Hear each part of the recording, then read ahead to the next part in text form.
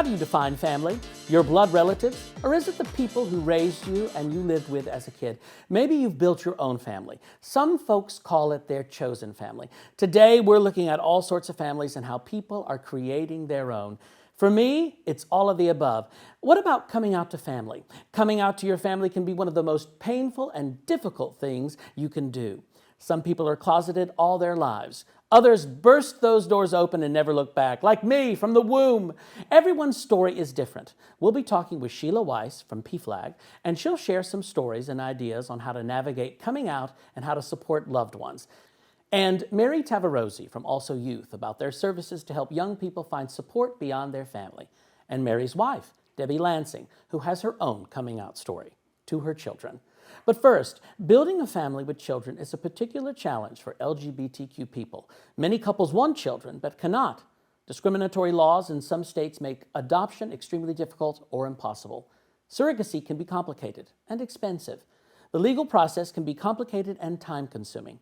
Some couples work for years to have a child. With me are two very fortunate people who have navigated the surrogacy route to parenthood, CT Deibel and Jason Gall.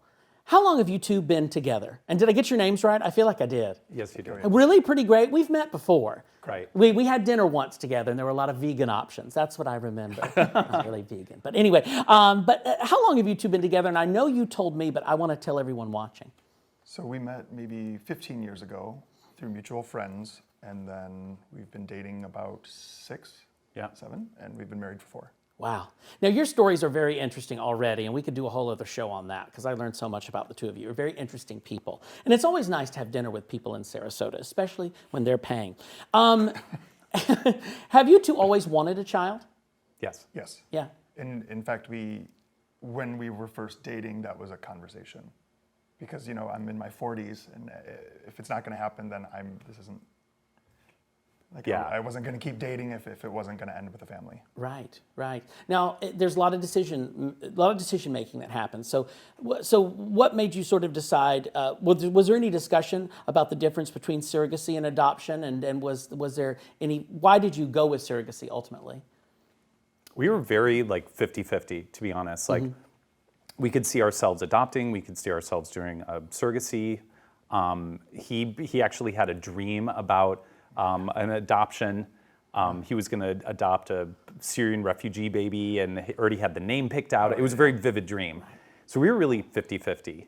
And actually it was we pitched it then to our parents, and both of our parents had very strong opinions about surrogacy. And that we were kind of ambivalent, I guess, on both sides. And then seeing our family had very stronger opinions, we were like, well, let's look into this. And that's kind of the route that we ended up taking. Yeah, amazing. I've always wanted to have a kid too with my partner, but I think we're going to buy a boat instead. No, I'm kidding. But now, this gets me thinking, when is the baby due? That's exciting. August. August 30th. Yeah. August 30th. Yeah. We actually found out on my dad's birthday that we were pregnant, and then the due date was on his dad's birthday. Wow. So, yeah, a lot of numbers It's either going to be a kid that's going to change the world or destroy it. I don't know which, but it's there's a lot of similarities there. Yeah, a lot of numbers. I love that. I love that. Now, a lot's going to change, right? You're both very busy people, both very accomplished people. How do you expect your lives to change? I'm sure it will, but any expectations for that? So, of course, everyone we know who's a parent has told us that we're going to lose a lot of sleep. Yeah. And then every parenting book I read has an entire chapter dedicated to diapers and poop. So those are number 1 and number 2. Right? It was losing two sleep especially. and diaper changing. So we're like, all right, let's reset expectations here and exactly what our lives are going to be. When I was younger, I didn't sleep much anyway, so maybe it'll feel like you're going back to those times where you were out all night anyway. Except you're home with the baby. Any advice for couples who want to become parents? Conversations beforehand are really important, because when we finally met with our clinic,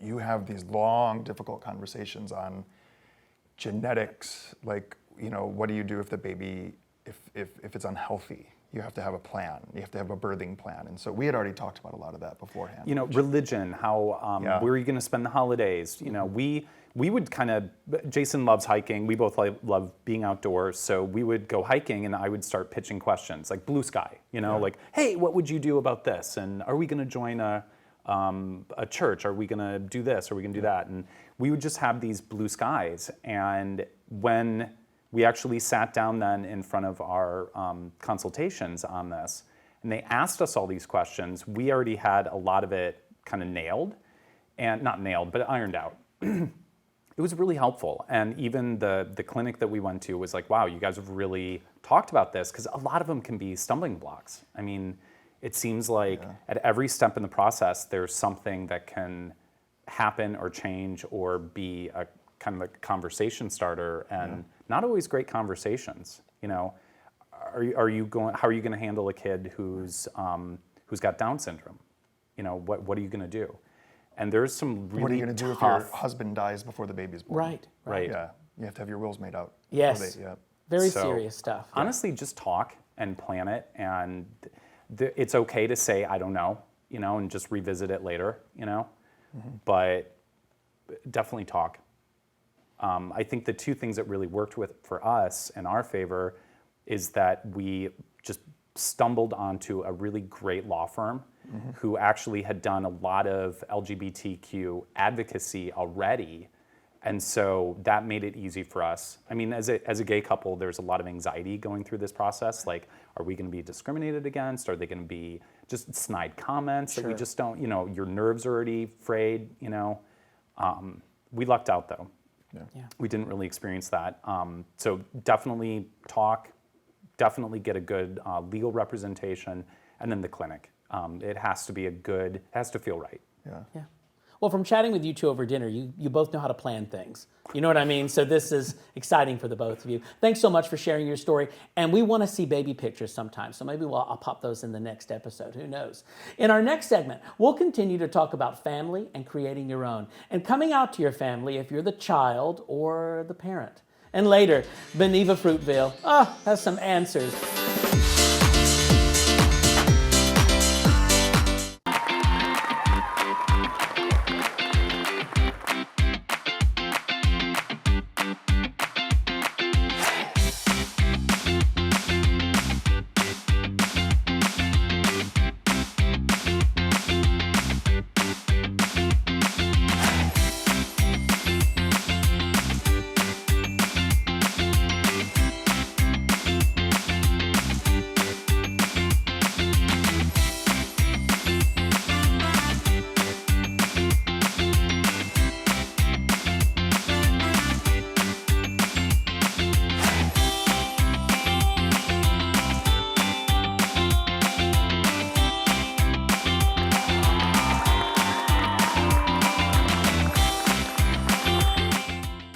Everyone has their own coming out story, some traumatic, some joyful, but all of them are filled with emotion.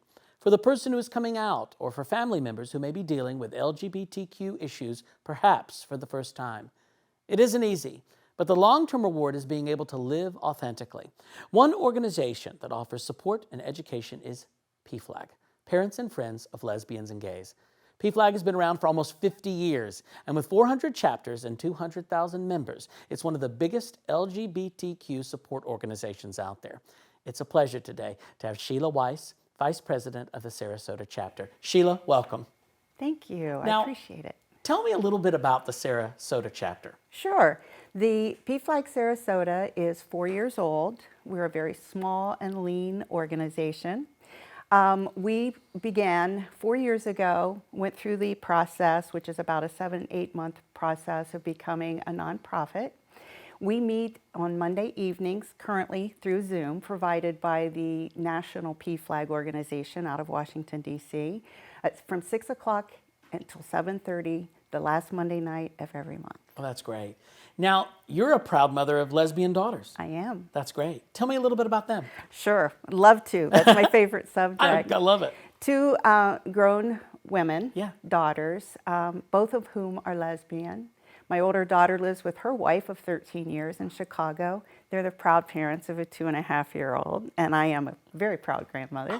And my younger daughter is living in South Philly. She just recently purchased her first home, and her girlfriend has moved in with her, so I'm very excited for the both of them. I love that. That's Yes. wonderful. Now, you had a coming out yourself to I other did. parents and friends, Yes. and there's a process for parents too, right? There absolutely is. I had recently, this was about 15 years ago, I'd recently discovered that my daughter was gay.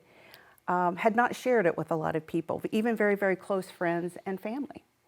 And I was working in an organization, and a gentleman and his husband had gotten married, had a big, huge church wedding, and he was sharing the pictures with me.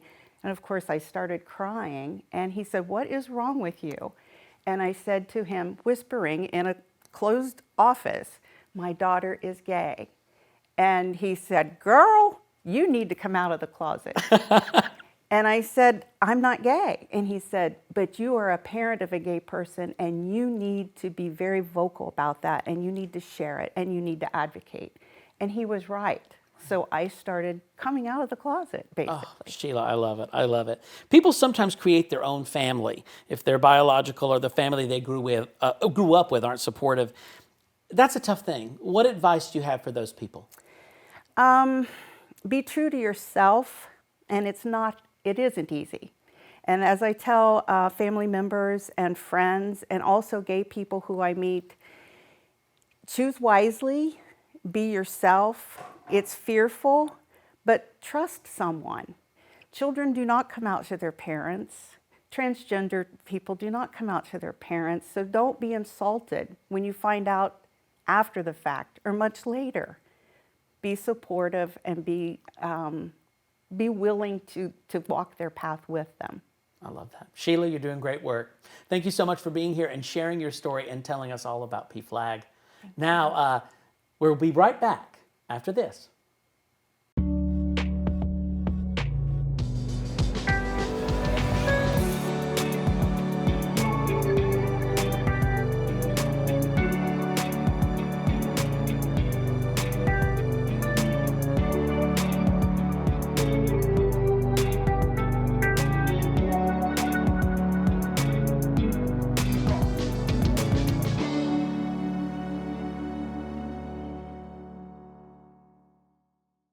Our episode on family continues. My next two guests each have their own unique stories, and they share a story. Mary Tavarozzi is the president of Also Youth. Also Youth's work has been so important to help young LGBTQ youth with support and services and referrals.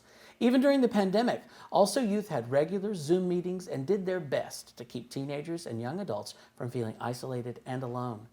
Debbie Lansing was once married to a man. She has 2 grown children. After her husband passed away at a young age, Debbie came to terms with her sexuality, and she came out. At the time, her son was 7, and her daughter was 10. Mary and Debbie, I'm about to ask you this question, because how long have you two known each other? 30 years, yes. Debbie, it must have been difficult to come out to your kids. How did that happen? How did it all go down? Yes, it was. I think it was more difficult to my daughter, who was older than my son. Yeah. But, well, actually, they helped. I explained to them that I was seeing a woman at the time. And, I just said, well, she's a part of the family, and that happened. So my son actually came out for me with his teacher in school. So that was a surprise when I went to a parent-teacher conference, and the teacher goes, well, congratulations on your new relationship. I love that. Yes. So he had an easier time, I think. My daughter was a little more cautious, and it took a while longer, but they were young, and they were accepting, I think. Right, and your relationship now is probably better than ever. Yes. That's yes, great. it is. Now, I understand that both of your kids have a special name for Mary. Yes, they do. Yes, our son always called her My Mary, and my daughter calls her Mommy Mary. I love that. I got called Mary for years. I don't know why. Debbie, what can you share with people who may be struggling with coming out to their children and families? It's tough. Any thoughts on that? It is difficult, and it all depends, I think, on your circumstance. I mean, I think it's harder I have friends who have done this, and not just myself. And I think when you're in a divorce situation, you have another dynamic there, that unfortunately I did not, or maybe fortunately I didn't have where my husband died. So maybe it was a little bit easier, but I think you just have to be honest with your children and explain that this person is an important person in your life and help them become an important person in your children's life. This whole episode is about families, and there's a through line because everyone's talking about how important honesty and communication is. It really and that's is. not a surprise, but it's just great to keep hearing it reiterated. Mary, coming into a relationship with someone who has kids can be a challenge. How did that affect you, or did it? Well, it wasn't the first time that I had a relationship with someone with children, but the first time that I was in a relationship with someone who had sole custody of their children and was the only parent responsible for them. So it was a little nerve-wracking at the beginning. And, as Debbie said, each of the children had their own pace in terms of accepting me into the family. But, Debbie made it great. I mean, that was the best gift she ever gave me, was saying to the kids, this person is going to be an important part of our family. And they accepted that. And in doing that, they accepted me. I know, it's lovely. And the question I have next is, how is it all now? But when they call you my Mary, I mean, I can't imagine it's going too badly now, but I'm sure it's great. Oh, it's wonderful. Obviously, they're fully grown and have launched into their own lives and careers across the country. But our son is visiting right now. He got vaccinated in time to surprise us for Mother's Day. I love that. And drove down from Boston, and we couldn't be happier. So we enjoy every minute that we can have with them now that they're fully grown, and we look forward to many more years with them. Oh, they all leave the nest. It's so tough. Changing gears a little, Also Youth focuses on young people coming out to their families versus the other way around. Tell me more about how Also Youth is helping young people. Well, I mean, we have a variety of services and programs.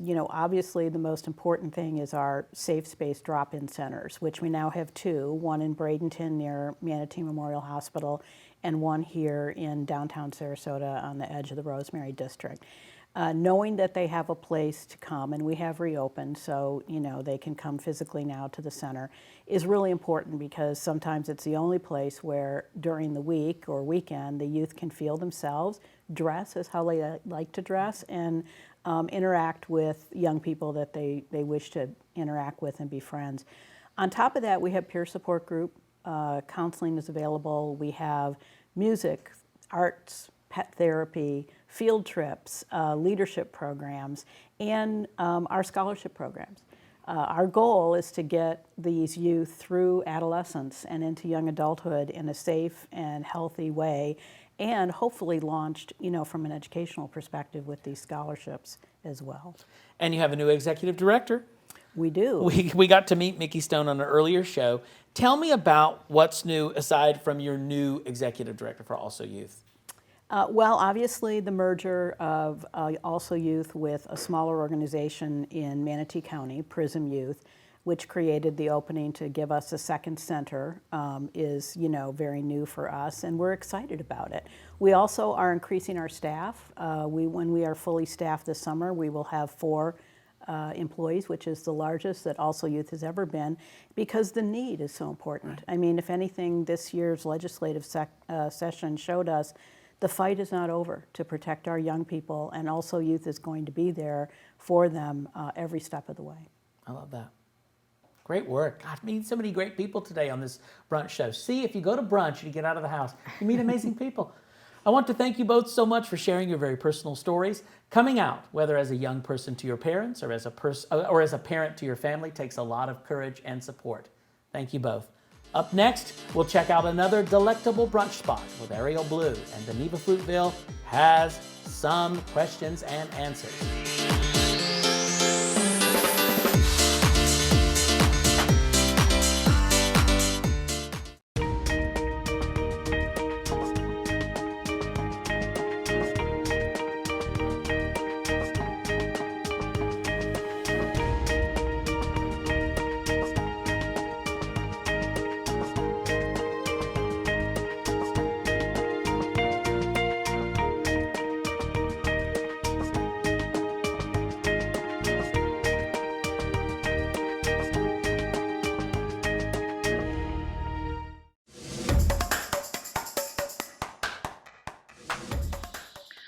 Shannon Fortner, founder and director of the Fabulous Arts Foundation. We have been known as the Harvey Milk Festival for over a decade, and we have some really exciting news.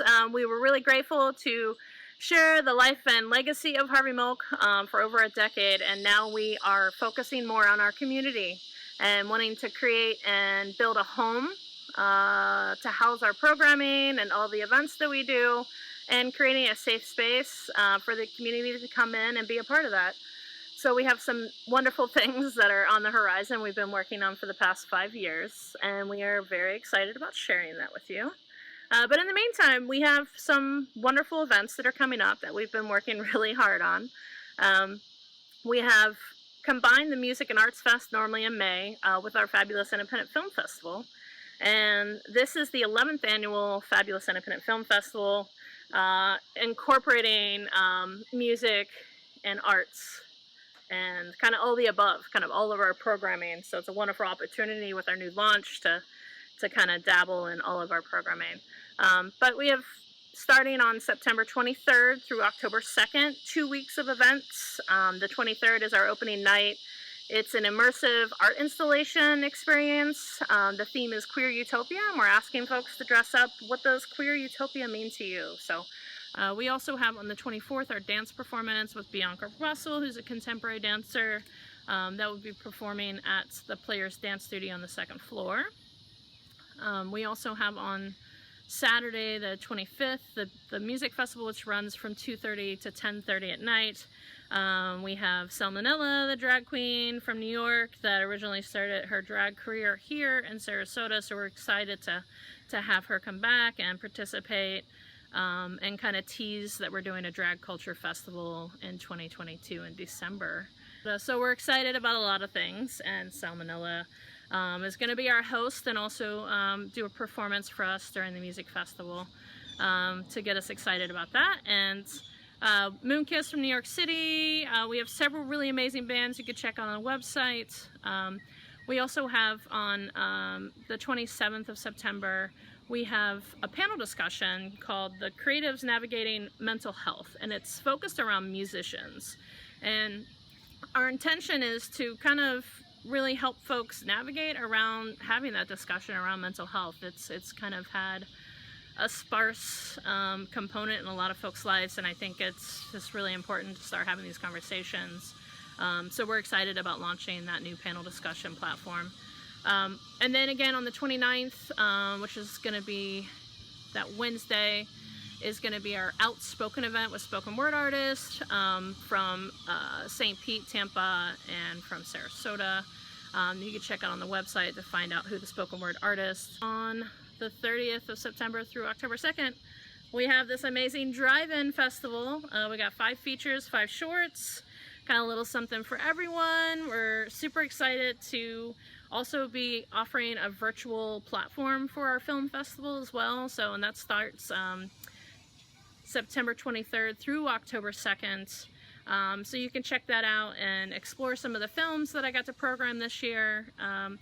And then if you come to the events, of course, you'll get to meet some of the wonderful new board members that we have had join us this year, and also get to learn more about our initiatives and what we are working on. But we're looking forward to that, and we'll see you at the events. Stay safe, stay beautiful, stay inspired.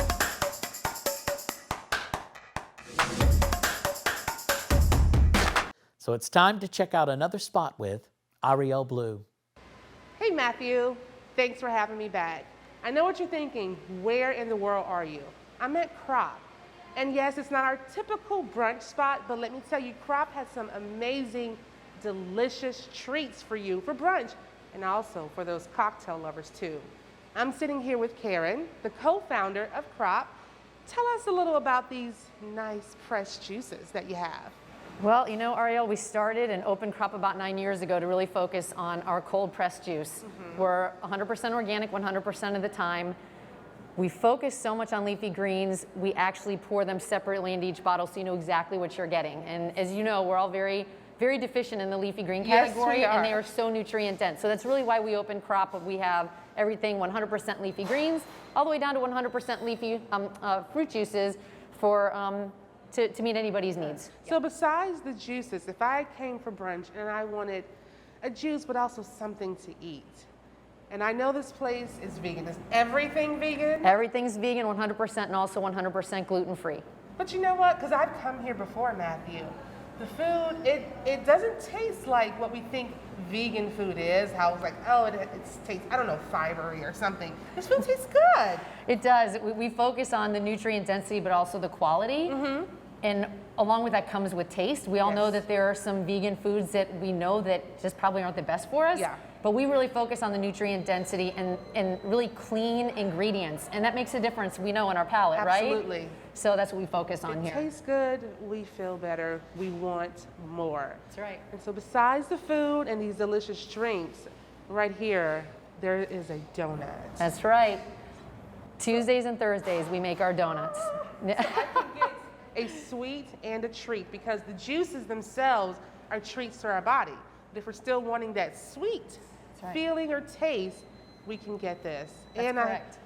I have pumpkin cheesecake. Pumpkin cheesecake, we just launched that today. One Today? of our, yes, woo, fall seasonal items. You got so it yes. first. Yeah, Yes, that's right. I love that pumpkin Yep. cheesecake and a nice salad. And besides the big juices, if you're on the go, because they also have online ordering. Correct. So there's these small juice. Tell us about those. The anti-inflammatory shots? Yes. So we have 3, actually, anti-inflammatory shot is your favorite. Yes. So that's the organic ginger, Yes. turmeric, red apple, lemon, and black cayenne pepper. pepper, yeah. Hugest time of the year to boost immunity, right? Keep us all well. And then we also have 100% organic leafy green shots. Okay. And then we also have an organic elderberry shot as well that's mixed with our cold pressed juice and a homemade elderberry syrup made locally for us. I have had that. And if you have not, get here now and get it because it's so good. Okay, so we got some vegan foods, some treats, juices, this candle. Yes. What is this candle about? Candle, yeah, very, very special. Our Crop Cares program. So this is our philanthropic program where we choose 5 organizations in the community doing awesome things in Sarasota, Manatee County. And each organization is paired with a candle. We have 5 different candles. Yeah. And this is the Project Pride candle. Yes. So afterburn. And every time this candle is purchased for $15, $5 goes directly to Project Pride. Excellent. Which is awesome. And we love what Project Pride does. So by the way. Karen, when can all the people looking come and get all this food and this stuff? Tell us about your hours. Hours, yeah, we're open a good amount of hours. So Monday through Saturday, 8 to 6, and Sunday from 9 a.m. to 4 p.m. So every day, if you want it, it's here for you to enjoy. Thank you so much for having us, Karen. You are so welcome. Oh Thanks my for God, having us. Matthew, I wish you were here, but I'm going to enjoy this one, Deep Blue Sea for Ariel Blue. Back to you. And did you know Ariel is a singer and songwriter? You can catch her performing at the West Coast Black Theater Troupe. Beneva Fruitville has more answers to your questions.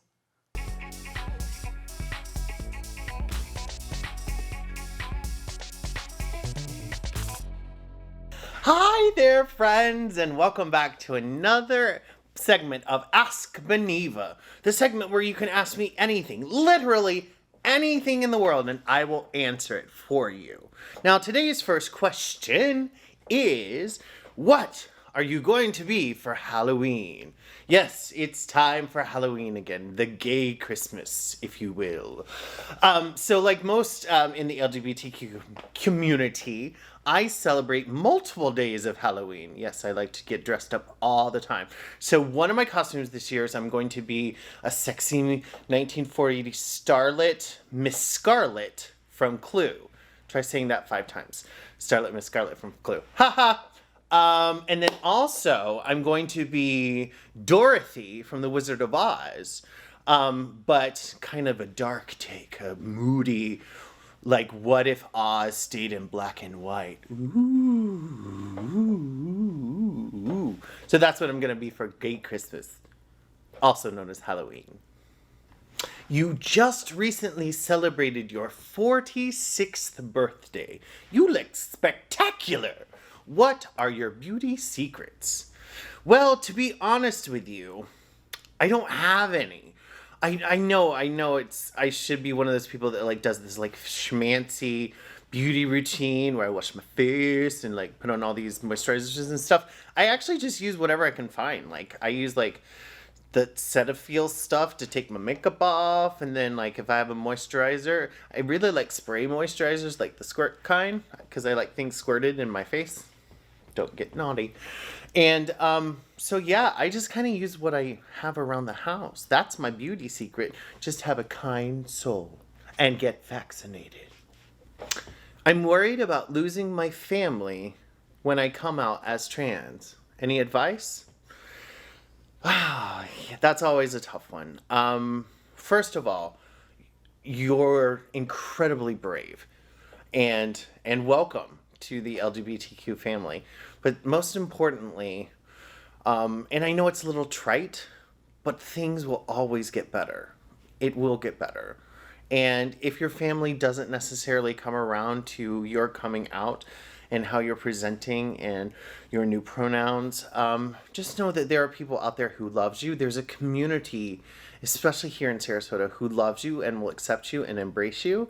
And that's one of my favorite parts of what Project Pride SRQ does. Will you please teach me how to do makeup like you?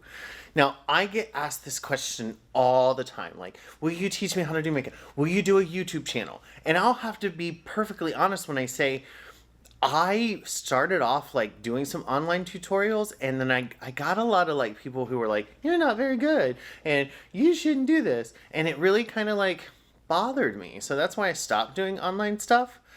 But maybe I should do it again. Write in. Let me know if you want me really like to legit sit down and do some makeup tutorials, and I'll be happy to. How are things going for your surgery? Well, I started a GoFundMe for my surgeries, which has been amazing. We are 5% of the way to my goal. So we've gotten over $1,000 already, and I'm super excited about that. And yeah, so it's just about getting the money together and then, you know, snip, snip, tuck, tuck, put everything away and become a woman.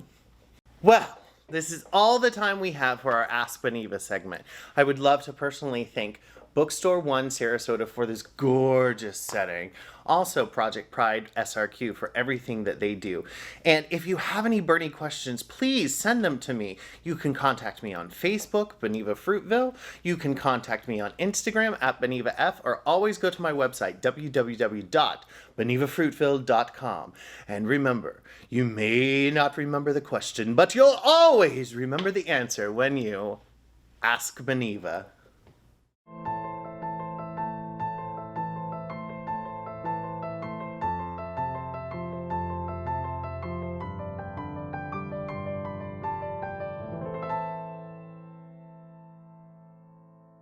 You can contact Beneva Fruitville at benevafruitville.com or her Facebook page at Beneva Fruitville. A final thought. Thank you to all the guests we've had today for sharing their very personal stories. People define family in different ways, and all are valid and true. I hope you have a family you can count on, whether it's the one you grew up with or chosen. Having the support and love of others is so important, and keep in mind, there are resources for those who are struggling with their family. You're not alone. As always, a big thank you to the Community Foundation of Sarasota County for their generous grant, and Project Pride SRQ for all they do for our community. I'm Matthew McGee. We'll see you next time.